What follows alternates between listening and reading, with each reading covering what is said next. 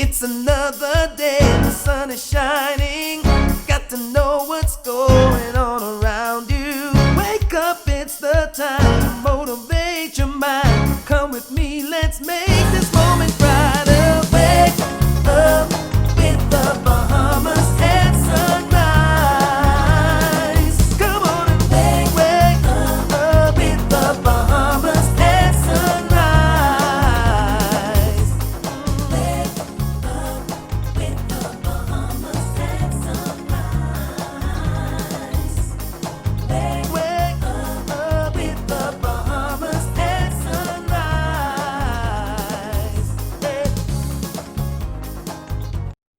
Good morning. Welcome to Bahamas and Sunrise. Thank God it's Friday. I'm Philip Simon. I'm Mark Daniels, filling in for Anastasia Palacios. Good morning, everybody. Good morning. Listen, we thank you once again for taking this time to be with us so early in the morning. Mark, today is September 11th. Listen, 19 years ago, 19 men, 4 commercial airplanes that crashed into the Twin World Trade Towers, the Pentagon, crashed into a field in Pennsylvania. Almost 3,000 persons would have been killed from ages 2 to 85 years old. The first plane hit almost 2 hours later, about 8:46 a.m., and the world has not been the same since, man. Yes, it is. This is a significant day, not only in U.S. history, but in world history. I think that day represented a paradigm and a real cultural shift for the entire planet, in a sense, apart from the actual pain that would have been felt by the loved ones and friends of people that lost their lives. The way we do business changed since then. And to this day, we still feel those impacts. And so this is indeed a significant day. And we do want to remember all of the victims, first responders, and everyone that had lost their lives during that tragedy. Yeah, no doubt about it. I think for those of us who are old enough, we could clearly remember exactly what we were doing on that day and at that time, 19 years ago. And like you said, we certainly want to remember all of those persons that would have lost family members, that would have been affected by it. I'm pretty sure it's still fresh in everybody's memory. So condolences out to them as well. Yes. Yeah, but also on this day, I won't say exactly how many years ago, I had a very special cousin who was born. So in the midst of all of this, we can still celebrate Katura McKenzie, who's celebrating a birthday today. Happy birthday. So Mark, we've got another great show actually lined up today. We're focusing on back to school with the Ministry of Education. Of course, this is the Focus on Education series. Today we'll be talking timetable implementation, and we'll also talk with a speech language pathologist about recognizing and treating speech language delays in your child. Back to school, yay! It's been a good week so far. And so we're also going to check in with the Ministry of Education's virtual school to discuss challenges to virtual learning. And then we're going to shift gears in our second half and talk with the Inter-American Development Bank about its newly launched pivot movement. Looking forward to that. Yeah. How was your first week back to school? I have been enjoying learning the alphabet, learning my primary school math all over again. These are all helpful things that you need to know. So yeah. I am feeling stimulated. Yeah, I think I have some math to do actually before 9 o'clock as well. Listen, next week, Tuesday, September 15th at 10:30 a.m., we have a webinar, that is the counselors. The topic is options for a better economic outlook. We have 3 very exciting speakers. Greg Pepin from Deltic Bank, he's executive manager and fund manager for Hades Investment Limited. Maybe that should be Hades Investment Limited. I don't want to say Hades. Rupert Pinder, of course, Professor Pinder, he's an adjunct professor in economics and finance at the University of Bahamas. And our third speaker will be Robin Thompson, also an adjunct professor in economics and finance at the University of Bahamas. So that's next week, Tuesday, the 15th at 10:30 a.m. Options for a better economic outlook. That sounds like that's going to be an exciting talk. I'm ready. Yeah. Well, we also have next week, Thursday, following up on that one, September 17th, another webinar, and it's entrepreneurship and the economy. Of course, all of these can be found on Facebook. You can register at tclevents.com as well. tell you, boy, their counselors are pretty busy with these webinars, but all good information, Mark, all good topics, great information. Yes, all things that we need to be reminded of. A lot of it may be new information for some people.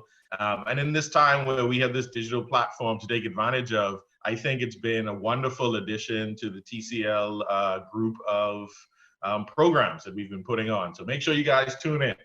Yeah. Well, listen, I thought I heard a little bit of rain this morning here on the island of New Providence. You know, it's difficult to kind of really pay attention when you're trying to sleep. But Godfrey Burnside could probably tell us all about that. Brother Godfrey. All right.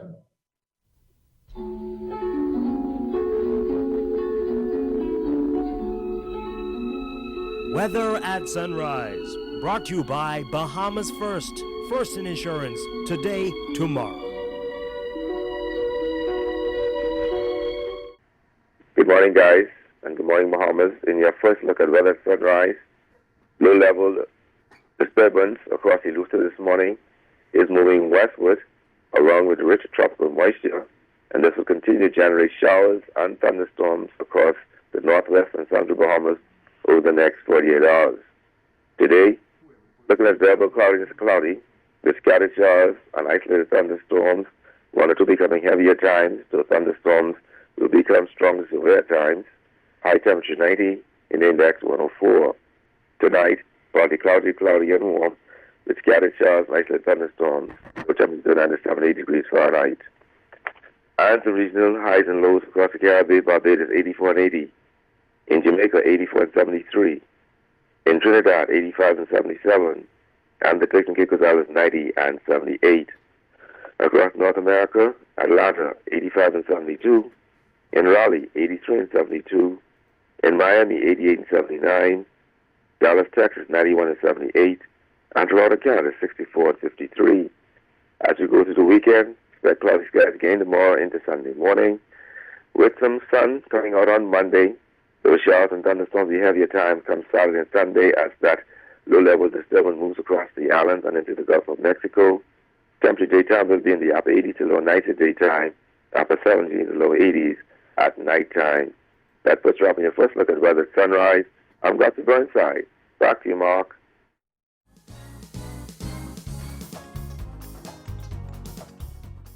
Welcome back.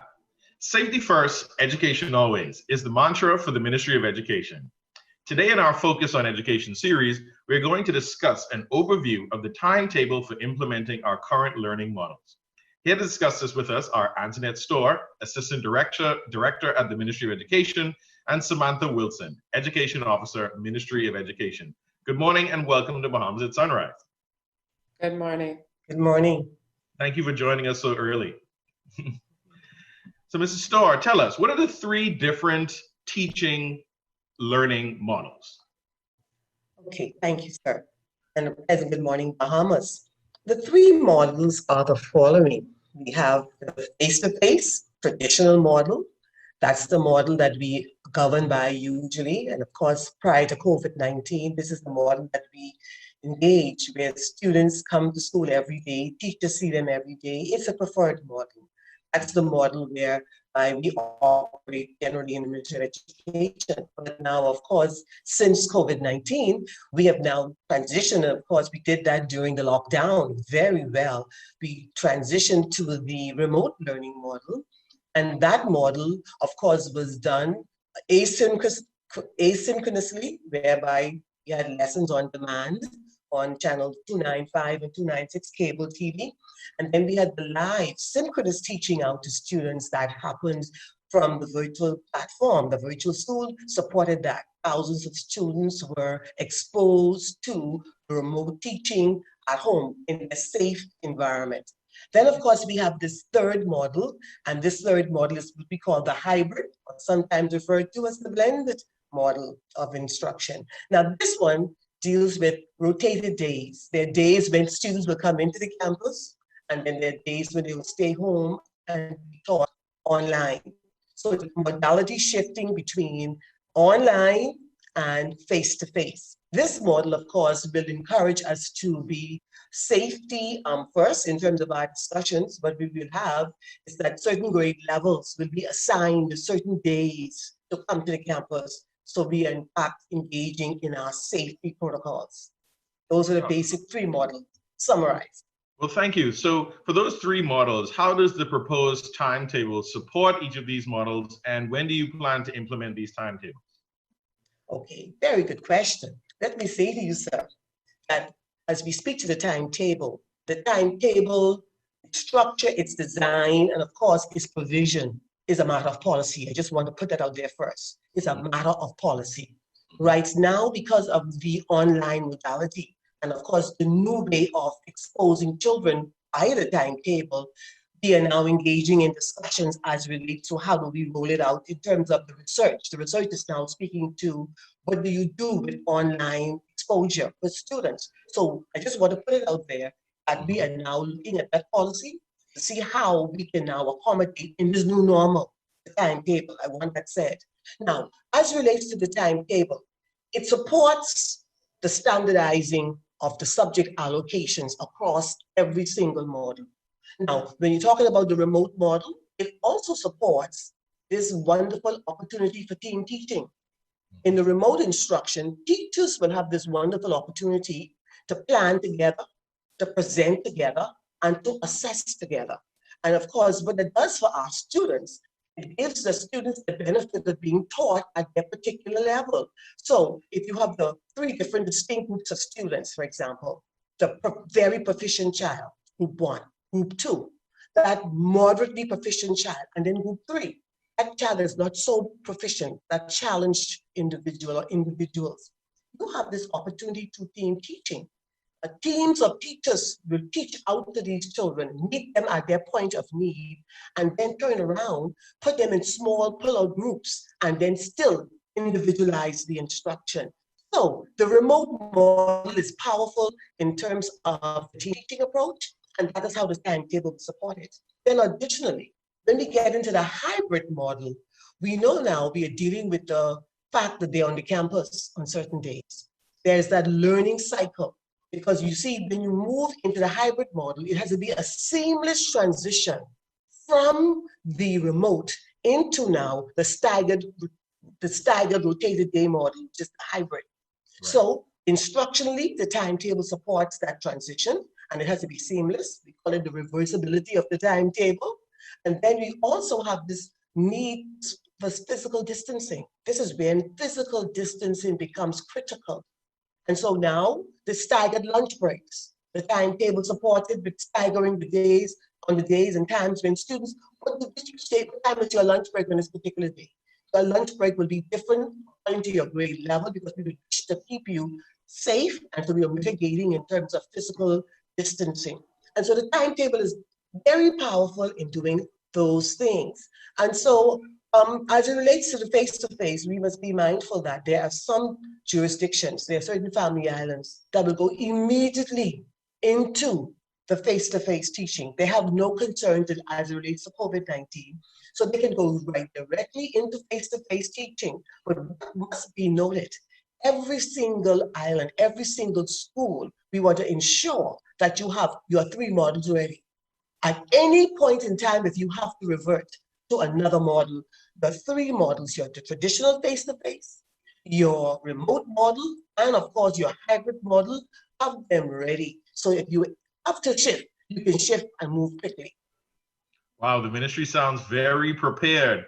Mrs. Wilson, tell us, how will this remote learning be managed? It sounds like you've thought through all the processes, so how will it be managed in action?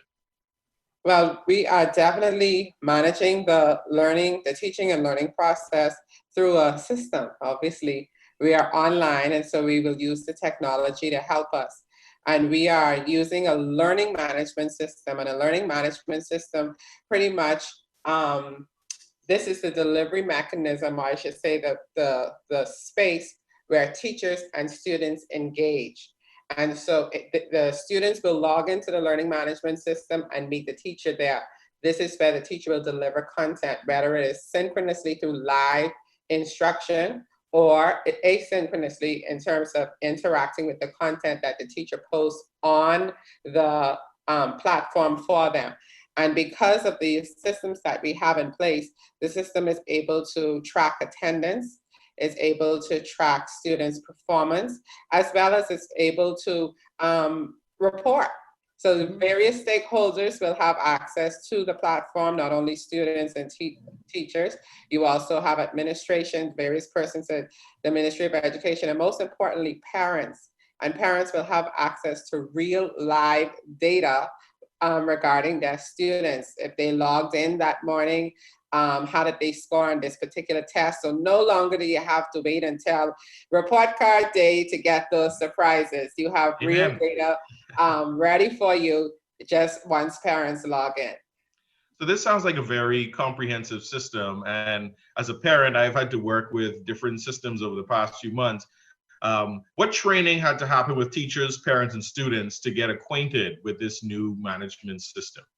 Right, so definitely there's a learning curve because, you know, traditionally, especially when it comes to teachers, when you went through teacher college, you were taught how to teach in that face-to-face model Ms. Starr spoke about.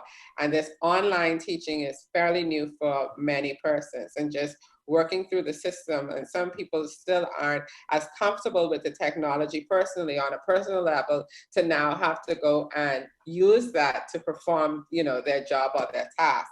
So we've been engaged in professional development with our teachers and training that will continue throughout the term. And I just want to mention here, we had our first teachers, or we're in the midst of our first virtual teacher conference for the Ministry of Education, where every day we have over 2,500 educators log in and engage in the all-day sessions, preparing them for this new normal. So today is actually the last day, and we intend to end with a bang, but professional development and training for teachers will continue. For parents and students, we will also have town meetings and trainings for them. But importantly, what we plan to do is use social media and the media in terms of circulating tutorial videos, help videos geared towards those particular audiences. How do you log in? How do you launch your class? So you'll see a lot of that flooding the media within the upcoming days. This sounds great. It's a boot camp for both teachers and parents, right? Yes. Mrs. Stoll, as we wrap up quickly, what would you like parents to understand about the importance of registration as it relates to school capacity? Well, you know, very important question. Data manages everything. And in terms of provision of educational opportunities, we want to give our children the very best. And so what we need parents to be aware of is that please make sure that you go online, if you haven't already done so, and register your children online. We will be starting October 5th with remote instructions, but we need everyone registered online. The capacity of a school is very important. If the school doesn't have the capacity to take the numbers that you want to send there, then you have to redirect students. So we want parents to know, you may not get your first choice in terms of a school, but the choice that we will give you will be a powerful choice, because all of our schools are good schools. All of our schools have committed educators. All of our schools are run by proficient administrators. And so I just wish to tell parents, the timeliness of this process will cause us to be able to revert to them what we call quality education. So if your children are not counted, if your children are not a part of the count, how can we provide for them properly? So parents, please go in, register online, and we're going to have a dynamic start as of October the 5th. Thank you. Amen. Daniels, let me just jump in here just to say one quick thing. If you are already part of the public school system, you don't have to register again because you are already in and we have your access. But if you're new into the public system, that's where you have to follow that registration process of registering online. Wonderful advice and great information. Antoinette Stoll, Assistant Director at the Ministry of Education, and Samantha Wilson, Education Officer at the Ministry of Education. Thank you for taking time to talk with us this morning on Bahamas at Sunrise. Thank you for having us. Thank you, Bahamas. Thank you for joining us on Bahamas at Sunrise. We'll be right back.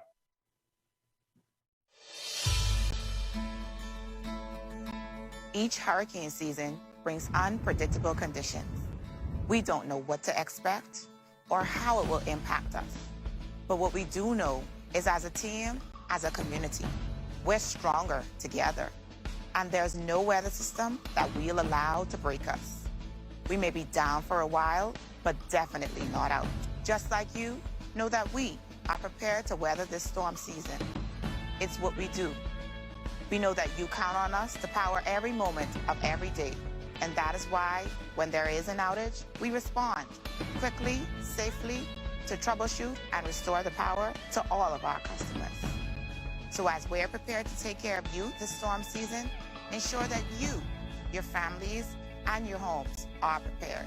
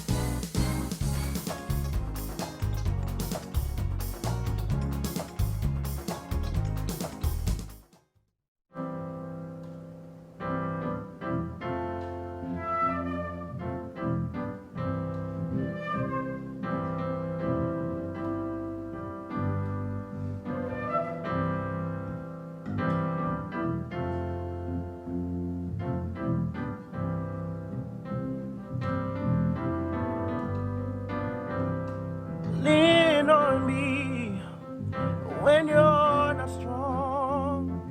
I'll be your friend. I'll help you carry on. And for it won't be long till I'm gonna need somebody to lean on. Sometimes in our lives, we all have pain, we all have sorrows. But if we are wise, we know that there's always tomorrow. Please swallow your pride. If I have things you need to borrow, for no one can fill those of your needs that you won't let show. Lean on me when you're not strong, and I'll be your friend. I'll help you carry on, for it won't be long till I'm gonna need somebody to lean on.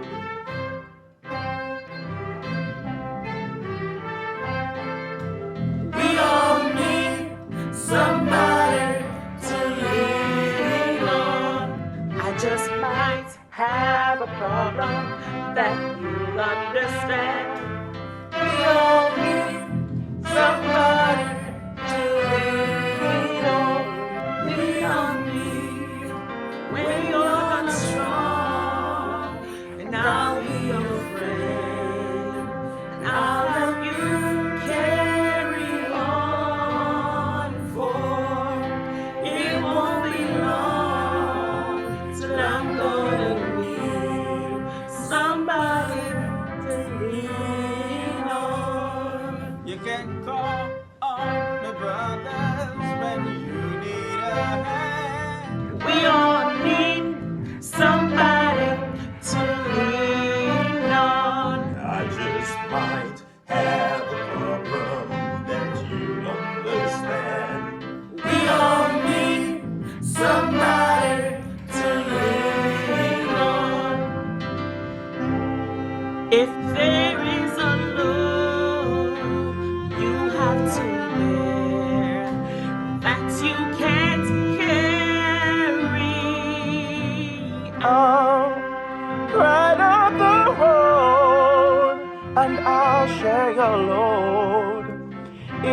just call me. You just Call me. You just call me. Anytime all night. My brother, my sister. You just call me. I'll be there for you. I'll hold you strong. You just call me.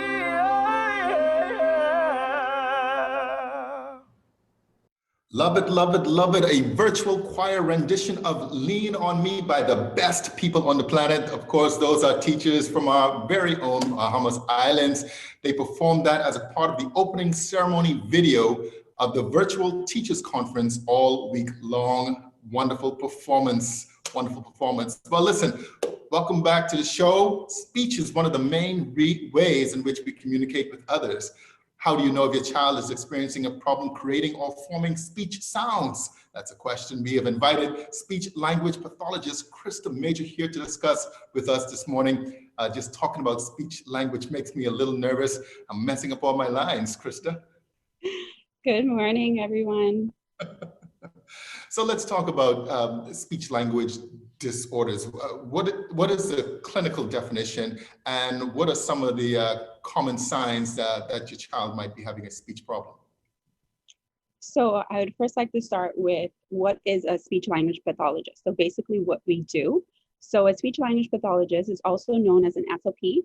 So we evaluate, we diagnose, and we treat speech language, communication, and swallowing disorders that affect infants and the geriatric population.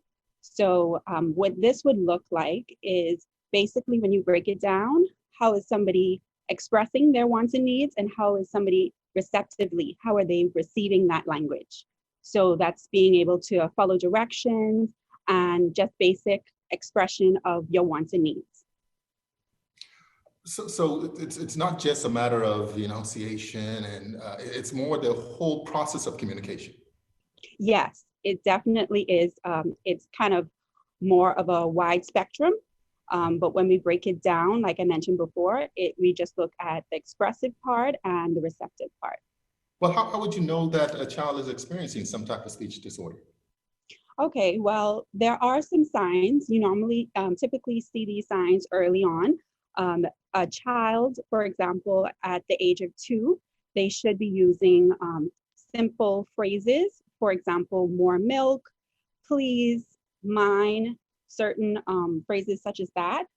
They should be asking 1 to 2 word questions. So such as go by. So it's not a full sentence, it's not grammatically correct, but they're still being able to form those questions and kind of getting their wants and needs out. Being able to follow simple commands. You're asking them to pick up their shoes. So they have to have that awareness of what their shoes, what is shoes? Where can I find my shoes? So that's kind of the things you want to look for. Now, if your child isn't doing that by the age of 2 to 3, those are some things, key things you want to kind of pinpoint and mention to your pediatrician. Well, does that then give indication maybe to a developmental disorder that automatically presents itself with speech language problems? Are those two things related? So yes, so it could be that your child is experiencing a delay, which means that they have not actually formed that, the disorder is not there as yet, but it's emerging if you're not able to kind of handle it and correct the issue. You mentioned if there's a developmental disorder. Yes, there are some developmental disorders that your child might be diagnosed with. For example, autism. So autism is something that we typically used to wait until probably 5 years old to diagnose, but now the diagnosis is coming a lot earlier. So around 2 to 3, we would see some of those what we call characteristics. Mm-hmm. So is this something that can be cured or improved? Is it a natural thing that happens, or talk a little bit about, well, what causes it and how can it be cured? Okay, so I wouldn't want to use the word cure, Okay. but For something like autism, it's not curable at this time. We don't know why kids are presenting with the spectrum, on the spectrum. So we won't say that it's curable, but we're able to kind of manage and work on certain kind of ailments that they may have that comes along with the disorder. Now, in terms of prevention, being able to kind of help, and I mentioned early intervention. If you notice some of the signs that I mentioned earlier, if your child is not able to follow directions, they're not able to speak in 1 to 2 word phrases. So for that, we would want to get a handle on that early, right? So I would definitely suggest parents to work with their kids at home. So these are all things that we should be doing already, but we have a busy schedule, so certain kids, certain parents are not able to kind of work with their kids one-on-one. So what we would want them to do is early on. So this starts from birth. You're communicating with your kid.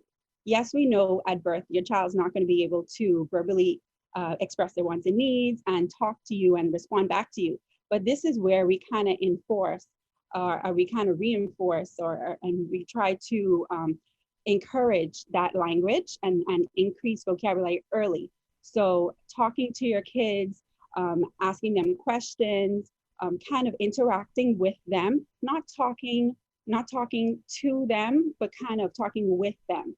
So like I mentioned, your child may not respond to you, give you a response, but it's kind of opening up their mind. So they're increasing their vocabulary over time.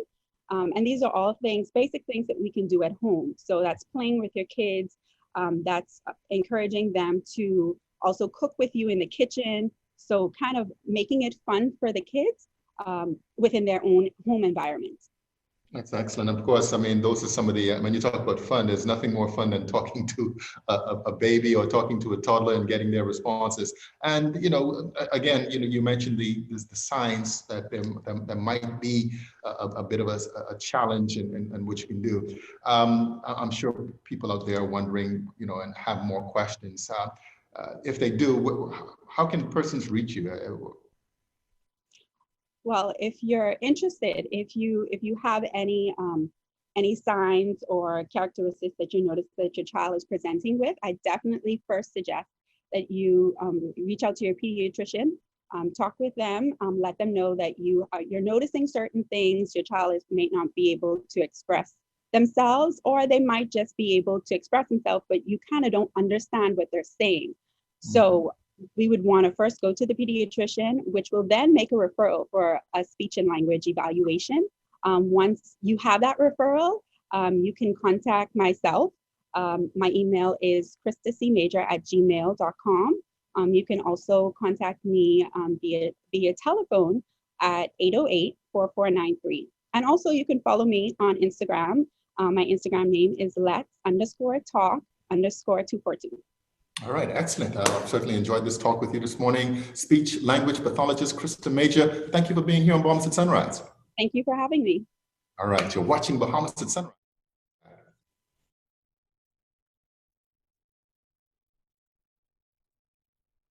Welcome to Doctors Hospital. As the Bahamas reopens, we at Doctors Hospital have been hard at work preparing for the new normal. The health and safety of our patients, associates, and others entering the hospital space is ever paramount and shapes the experience as you enter our facilities.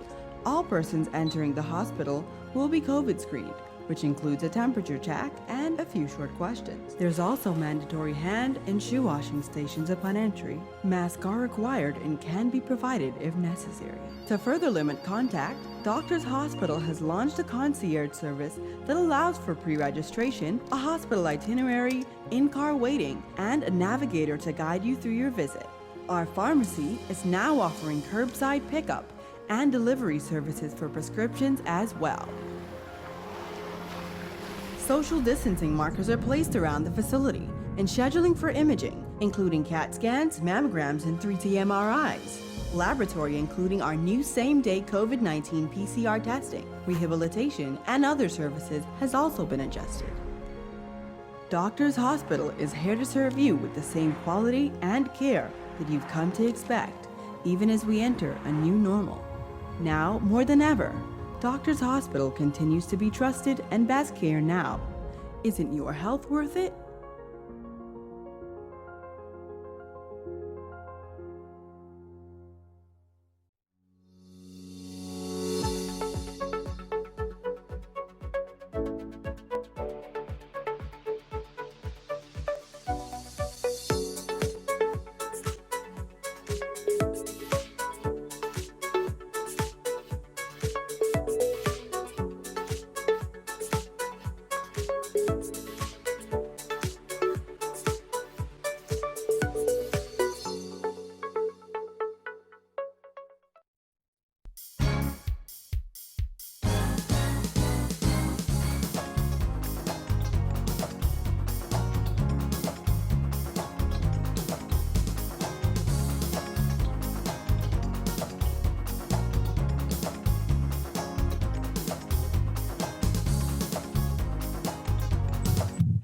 Back to Bahamas at Sunrise, Midway Point Friday edition, TGIF. Mark, it's all about back to school. It's back to school, and back to this virtual school. You got face-to-face, you have hybrid.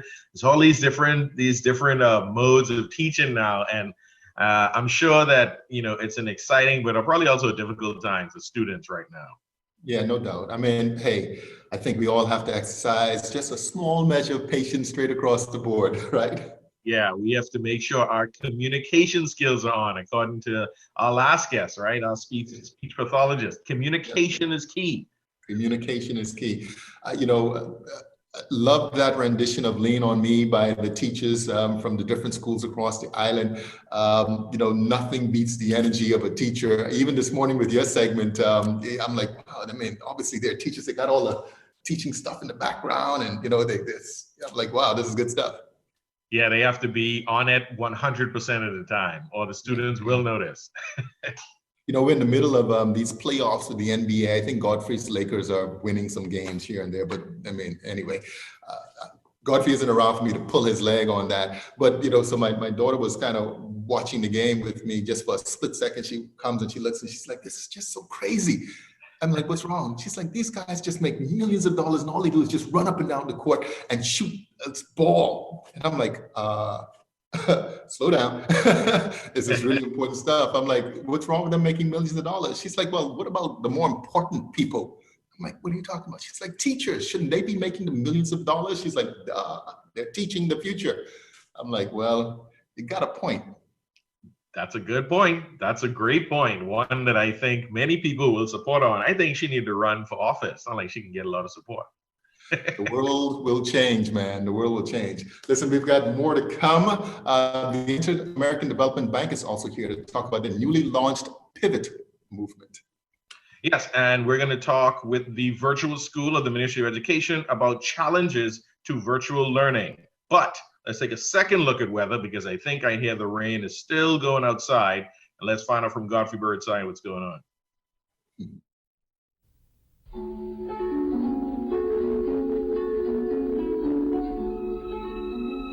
Weather at Sunrise, brought to you by Bahamas First in Insurance, today, tomorrow.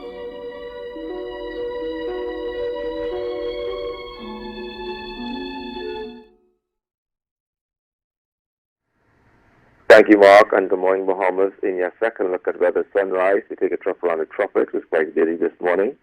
We have two tropical storms in 4 areas you're watching. First, we have Tropical Storm Paulette, and at 5 a.m. this morning, Paulette was located near latitude 23.1 degrees north, longitude 51.7 degrees west, some 810 miles east-northeast of the northern Leeward Islands.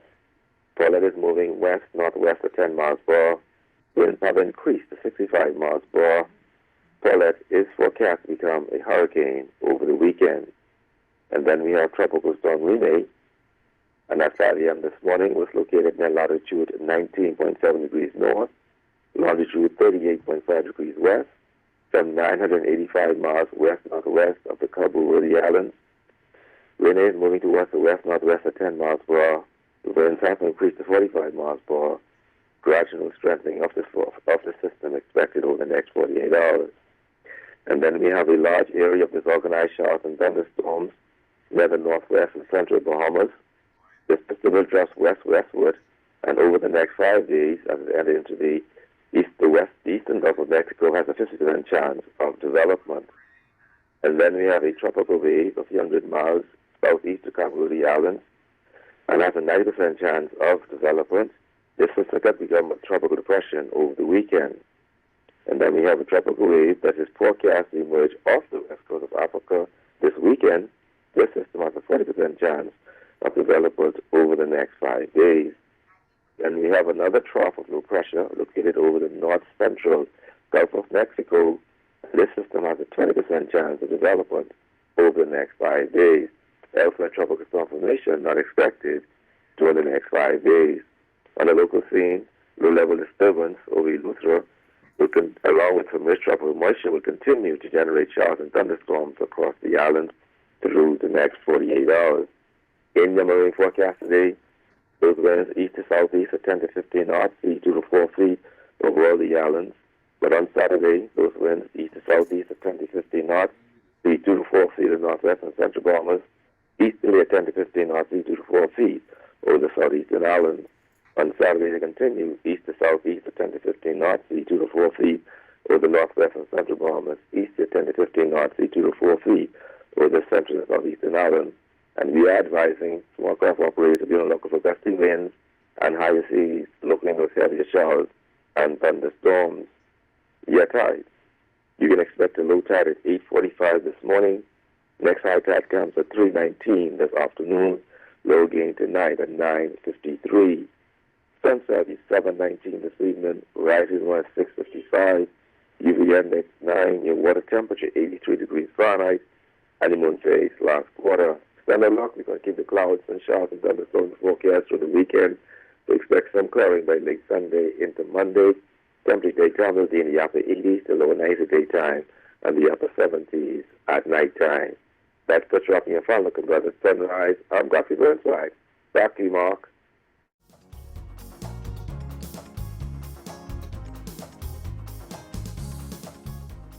Welcome back. The back-to-school routine is very different this semester, and the new buzzwords are remote, virtual, and online learning due to the COVID-19 pandemic. What challenges are there to the virtual learning format? Here to talk with us about that are Lamont Gray, Virtual School Administrator, and Felicia Miller-Bain, Virtual School Spanish Instructor. Good morning and welcome to Bahamas at Sunrise. Good morning. Good morning. Good morning and thank you for joining us on this rainy Friday. So, Mr. Gray, tell us, how long has the virtual school been in operation? Virtual school was established in September of 2019 by the Ministry of Education to address teacher shortages, that we experience in the family islands, especially our southern islands. So it's been about a year now, and since it's been implemented, what are some of the challenges that students and parents face with the virtual learning? One of the challenges with anything virtual is always connectivity and access to devices. So coming out of the gate, that was one of the challenges we had with students in the Southern Bahamas, where we had to bump up the infrastructure in the schools so that they can get online.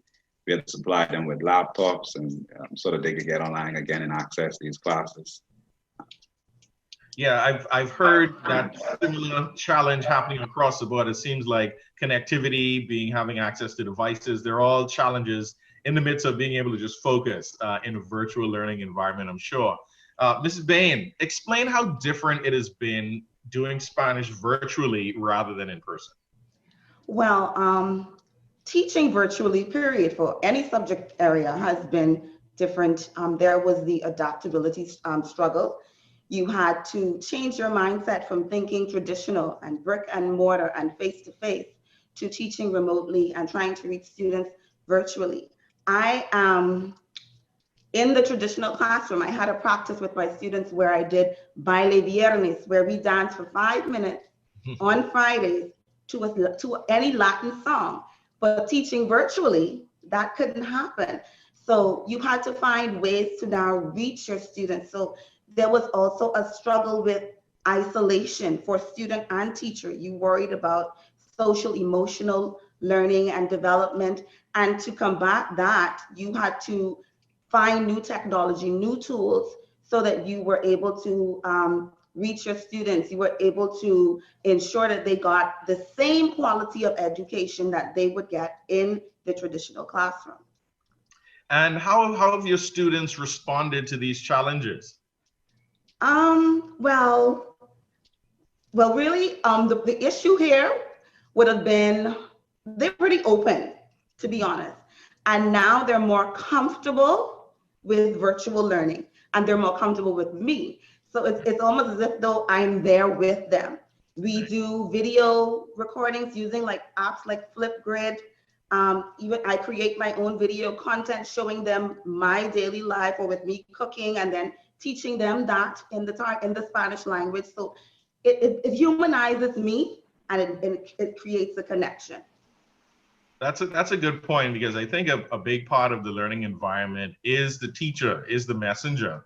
And I have fond memories of most of my teachers, and the ones that I liked more, I think I did better in those classes. So I agree with the personable aspect of teaching. Yeah. Mr. Gray, explain how your department has helped schools develop their own virtual platforms. Well, we've, in the past year, got a lot of experience from doing the virtual school. So much so that we were able to quickly formulate the plan that we implemented at the beginning of the COVID-19. That was a national answer that the Ministry of Education provided, online access to virtual instruction for every child in both the public and private schools. So learning from those experiences and those challenges this year, it will help us to shape what most of our schools are now going to be doing in the first weeks of school starting virtually. So every school will have their own mini virtual schools. And again, it's just because of the experiences that we would have learned, the challenges that we would have encountered at the virtual school, like Ms. Bean is speaking about, helped us now to kind of guide schools in terms of what you can expect, what things will help you to navigate through these coming weeks, so that you can have a successful start of the school year 2020-21. I agree. And has there been any assistance in getting devices to more children? Yes, well, we heard a lot of corporate donations. I've seen a big one last night from the Ministry of Education. That should help us to go a long way in terms of providing devices for students who may be less fortunate. So the donations have been coming in. The Ministry of Education has been doing its part to try and put devices in the hands of students and teachers. So yeah, it's been working out so far. That's fantastic. I'm sure it's not easy trying to do virtual school on a cell phone, right? On a data package. Correct. Mrs. Bain, what would you want parents to understand about virtual learning? Well, it is different. And I know that for them, they're chartering and they're walking in uncharted waters, and I would like to encourage parents to do not be dismayed. There are some things that you can do to make learning easy for your child, like creating a workspace for them. You want to ensure that that happens so that they don't feel like they're on vacation lying down at home in the sofa. You want to create a workspace for them. You want to ensure that they are logging on to their classes. And at the same time, I encourage you to learn the tech tools that they're using. Learn how to manipulate the various video conferencing software that students are going to be using. In addition to that, you want to make sure that they're doing their homework assignments. Don't leave them unattended, because these kids today, they are the digital natives. They may be more tech savvy than you or I. So I encourage you to be there for them, learn the tools that they're using. You're the backbone, and for this to work, we also need parents to be involved. Amen. It sounds like you're talking directly to me, because I need that. Thank you for that, right? So to wrap up, Mrs. Bain, how important is it for students to conduct self-paced studies and also be present in class? Well, that's very important, quite important, because self-study, just like in the regular classroom, you still have to go home and do a little bit of work. Mm-hmm. So you need to continue doing that. It has its benefits. You're going to learn a lot more. Sometimes you learn more when you study alone. And sometimes, it boosts your self-confidence to know that, hey, I know this material. So I encourage students to please, even though you're doing your virtual classes, you're not on a break. Even though you're at home, you're not on a break. Continue to think as if though you are in the traditional classroom. Have a plan a daily routine. Get up the same time you do every day and continue to study even after your classes have ended. That's fantastic. Lamont Gray, Virtual School Administrator, and Felicia Miller-Bain, Virtual School Spanish Instructor. I'd like to thank you both for taking time to speak with us on Bahamas at Sunrise this morning. All right. Thank you. Thank you for joining us on Bahamas at Sunrise. We'll be right back. The sports we play depend on the health we build. So let's stay healthy. Wear a mask and practice social distancing and hand washing to protect yourself and others. Remember, COVID-19 is not a game. A public service message from the Bahamas Olympic Committee.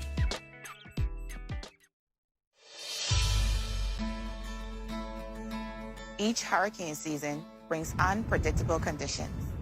We don't know what to expect or how it will impact us. But what we do know is as a team, as a community, we're stronger together. And there's no weather system that we'll allow to break us. We may be down for a while, but definitely not out. Just like you, know that we are prepared to weather this storm season. It's what we do. We know that you count on us to power every moment of every day. And that is why, when there is an outage, we respond quickly, safely, to troubleshoot and restore the power to all of our customers. So as we're prepared to take care of you this storm season, ensure that you, your families, and your homes are prepared.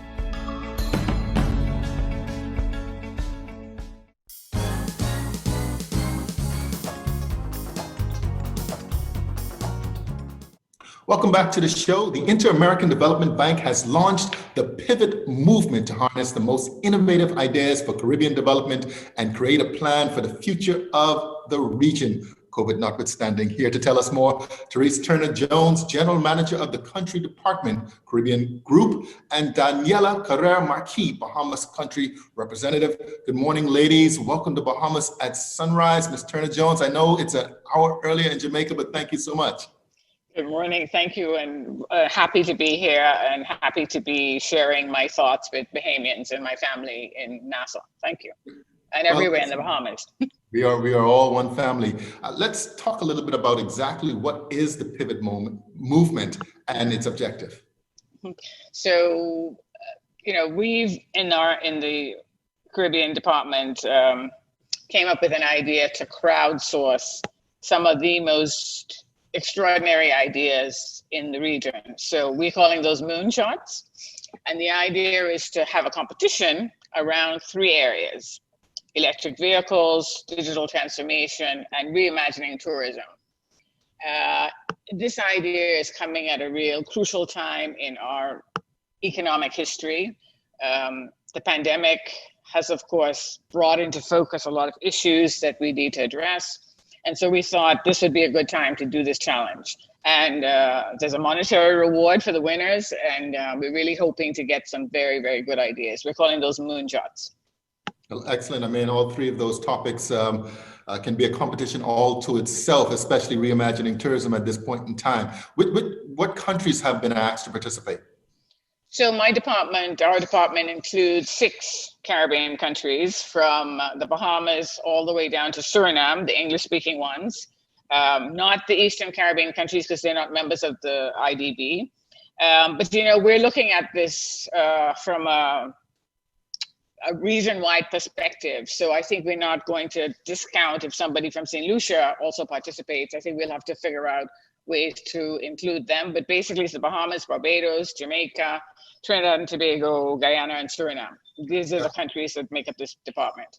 And I would think the solutions would obviously just go straight across the board throughout the entire Caribbean. Daniela, if not the world, right? If not the world. Daniela, how can we here in the Bahamas, Bahamian citizens and residents participate? Well, I mean, I have to say that I think here in the Bahamas, we have the most capacity to participate. I mean, there's a lot of talent, there's a lot of innovation, there's a lot of transformative ideas that come from the Bahamas. And the subjects that we're working on are also relevant to making Bahamas more resilient and more stronger and capacity to build more growth. That I'm sure that all the Bahamians can participate by connecting to this CaribbeanPivot.com, which is the website where they can put their ideas, and also looking at how the whole process evolves into making these ideas possible.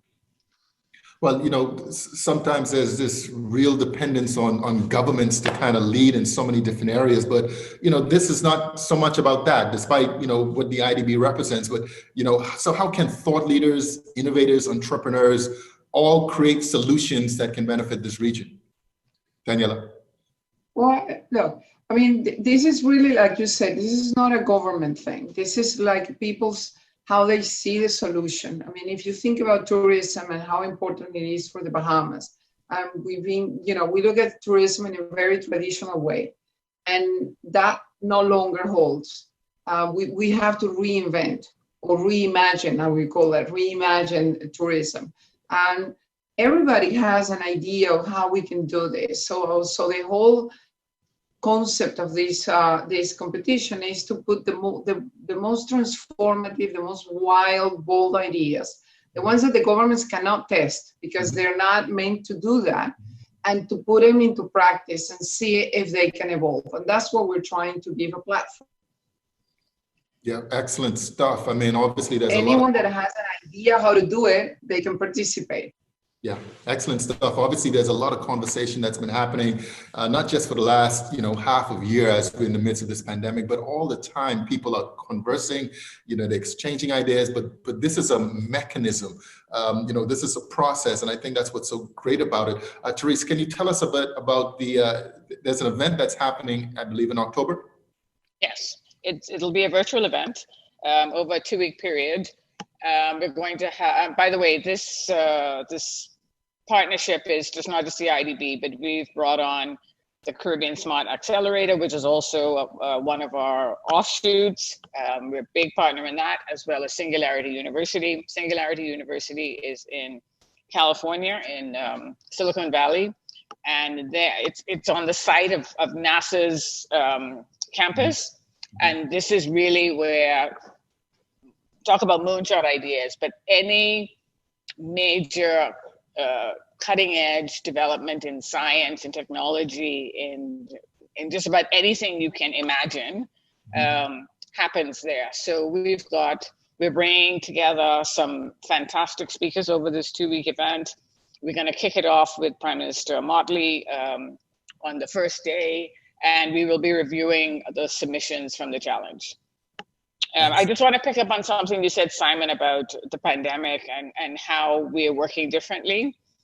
So if you imagine how we interact with government, most people in the Caribbean do not interact with the government on a digital platform, right? We need a face-to-face interaction. Correct. But we've seen in this pandemic massive leaps to adapt digital platforms to how we interact with the government and the private sector, by the way. Any business that's sustaining itself right now in the Bahamas and in Jamaica and anywhere in this region is doing it through e-commerce. And we've seen small businesses come up out of this. So the potential for creativity and reimagining how you do things is already endemic in us as Caribbean people, because we're smart, we're funny, we're creative, we're scientific, we know how to enjoy life. So here's another opportunity to crystallize some of these ideas. Moonshot means we're thinking, way ahead, right? Yeah. Thinking about going to the moon. That was like a really kooky idea all those many years ago. But now people are going to the moon. We're planning to go to Mars. So there are all kinds of ways in which I think Caribbean people can participate in this challenge. Yeah. Excellent. Well, Danielle, I'll give you the final question here. Obviously, based on what Teresa just said there, the expectations for the outcome are out of this world, to put it another way. So how can the Bahamas get more information about this and participate once again in the pivot search and of course the work of the IDB in general? Certainly the IDB continues to be there in its different capacities for assistance. Well, I mean, like I said, I mean, you can put your ideas to test and to compete in the platform that we have created, CaribbeanPivot.com. And, think widely. Think like anything that you don't think would work, but that is a good idea. And that is his platform. I mean, it is to hear things that we don't expect, that we haven't tested, and then we will follow up on them. They will compete, and we will follow up on those winners to make it happen. And I really think Bahamas has what we need in order to find the right solutions or the right ideas for reimagining these subjects. I mean, tourism, digital transformation, and electric vehicles. Yeah, no doubt about it. Where there is challenge, there is certainly opportunity, right? Absolutely. Yes. Ladies, thank you so much. Therese Turner-Jones, General Manager of the Country Department Caribbean Group, and Daniela Carrera Marquis, Bahamas Country Representative. Impressive, right? Impressive. Thank you, Simon. It was a pleasure. Thank you so much. You're watching Bahamas at Sunrise. We'll be right back. The COVID-19 pandemic demands the most modern techniques and highest standards of sanitizing to ensure the safety of schools, businesses, churches, and of the ones we love. Treeline Divine Professional Sanitizers offers state-of-the-art electrostatic technology, providing maximum efficiency and coverage to protect your environment and preserve your health against mold and 99% of bacteria and viruses, including COVID-19. With pricing to match your budget and standards to meet your highest expectations, we invite you to contact us for a free analysis of your weekly, monthly, or single-use needs. COVID-19's impact is strong, but our commitment to restoring your safety is even stronger. Treeline Divine Sanitizing. Spread confidence.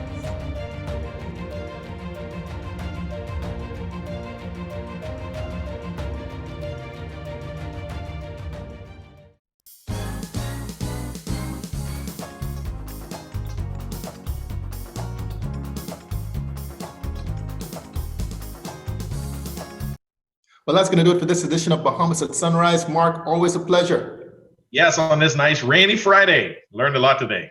Yeah, learned a lot today. There's a lot happening. And of course, next week, Tuesday, September 15th, 10:30 a.m., Options for a Better Economic Outlook. It's a webinar, of course, being hosted by the TCL Group. And don't forget, Thursday, September 17th, Entrepreneurship and the Economy, continuing that same Outlook webinar series. Come tune in and learn something. All right. Once again, happy birthday to my cousin Katura. Listen, I know you're going to make it happen today at 47. Yes, I said it live on TV, 47 years of age. Congratulations on another lap around the sun. No doubt, no doubt. Well, listen, we're going to see you guys once again on Monday right here. Same place, same time. Take care and have a good weekend.